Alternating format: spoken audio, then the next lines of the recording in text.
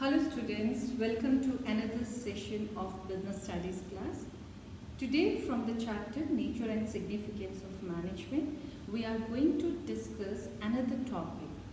The topic for today's discussion is management as a profession. Profession. You must heard about this word. Where? Yes, it is in class 11th. We discussed this word in detail way in class 11. So many of you are recalling those concepts that we have discussed. So let us start with what is the topic for today. So the topic for today from the chapter Nature and Significance of Management is management as a profession.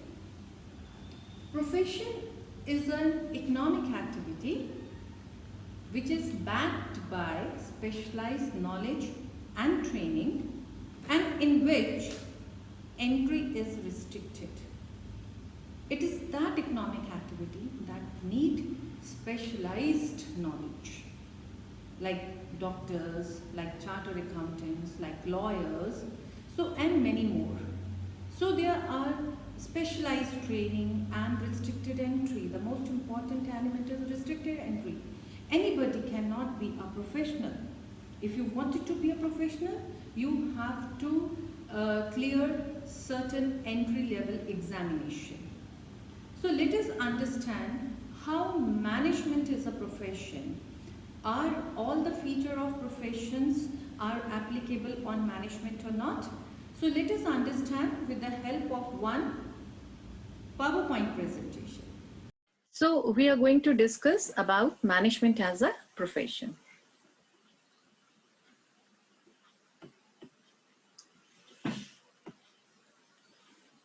After going through this session, the learners should understand what are the features of profession and how these features are applicable on management. So profession, as we already discussed in class 11, it is an economic activity and that involves specialized knowledge to be acquired through some restricted entry course and which is basically and primarily for the service motive. When we talked about this definition, some imagination, some pictures comes to our mind. Like we may think of doctors, those who are professional. We are thinking about lawyers. We are talking about the chartered accountant people, those who are giving their professional services. Like these pure profession, is management is also a profession. So for that, we need to understand what are the different features of profession. Let's discuss these features one by one. The very first feature of profession is, it is well-defined body of knowledge. To be termed any profession, any subject to be profession or professional, it must have well-defined body of knowledge. Now, this well-defined body of knowledge can be acquired from established institute or some professional institute and through books or journals and available literature, right? So if any profession is there, you will be you will get this knowledge from any established institute, a learning institute or professional institute. Number two, restricted entry. Anybody cannot be a profession. If you wanted to be a profession, you have to clear some entry level exams. Number three, professional association. Once you clear the entry level exams and you qualify all the examination, then on the successful completion of your professional course, then that professional will be attached to some professional association. Like in case of doctor, we have IMA, Indian Medical Association. In case of lawyer, we have a Bar Council of India.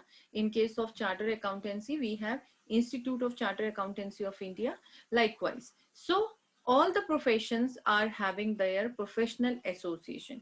These professional associations are prescribing code of conduct and other ethics for the professions.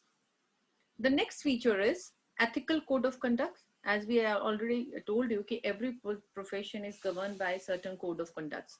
Code of conduct means the rules and regulation for the profession. If somebody will not follow these code of conduct, their professional certificate may be cancelled, right? So these ethical code of conducts are also prescribed by these professional association with which these professions are attached.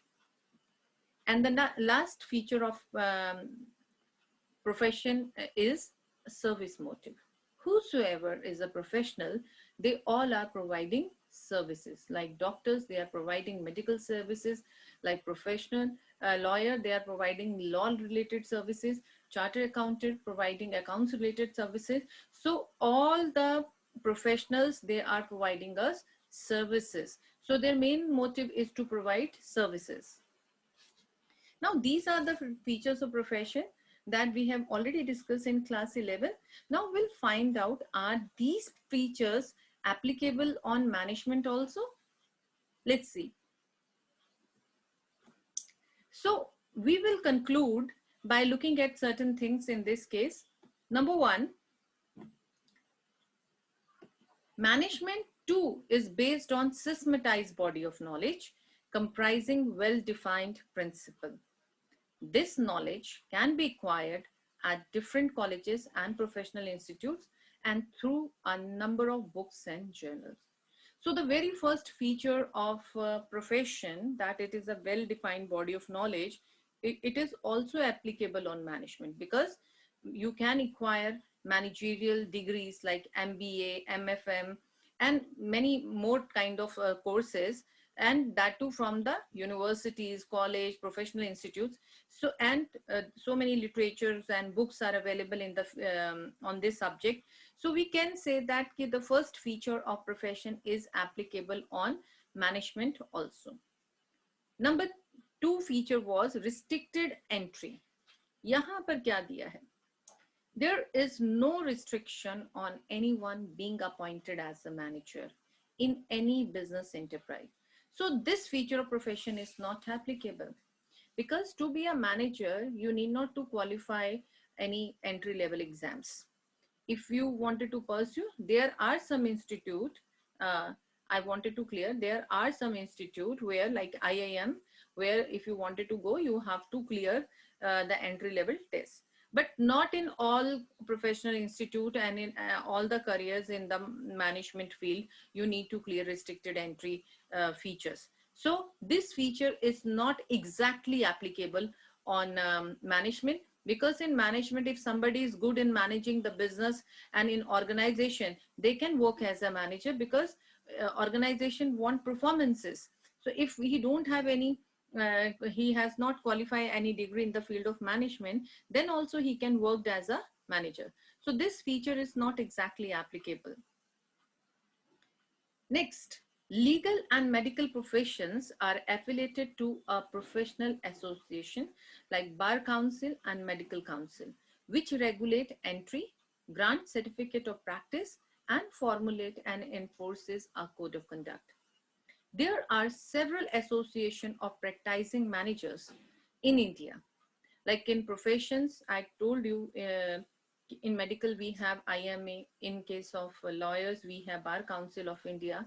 But in India, for the management, there is one institute.